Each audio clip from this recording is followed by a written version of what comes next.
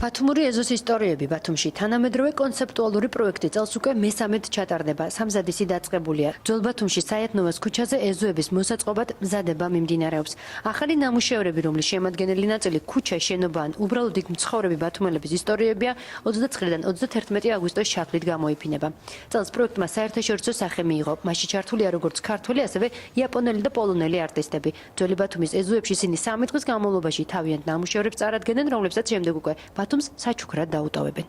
ჩემი ნამუშევარი კონკრეტული არის სხვადასხვა ეზოებში, სადაც პროექტის ფარგლებში, სადაც კეთდება გამოფენა, იქიდან დავაგროვე მოზობლებს ველაპარაკე რა თქმა უნდა და თვითონ რაც ნაჭრები ხის ნაჭრები მომცეს, იმისგან ვაწყობ გარეთ დასაჯდობ დიდ კამს. თვითონ პროექტი, ვფიქრობ ძალიან საინტერესოა იმ ხრივ, რომ ბათუმში ესეთი აქტივობები არაა და ჩვენთან არტისტებს არ გვაქვს ხშირად იმის საშუალება, რომ ეს რაღაც ერთმანეთთან ვიმუშაოთ არა ბათუმელ მხატვრებთან რა. ანუ ჩამოდიან თბილისიდან ან უცხოელები და ჩვენ ერთად რაღაცებს ვაკეთებთ. ეს ძალიან საინტერესოა.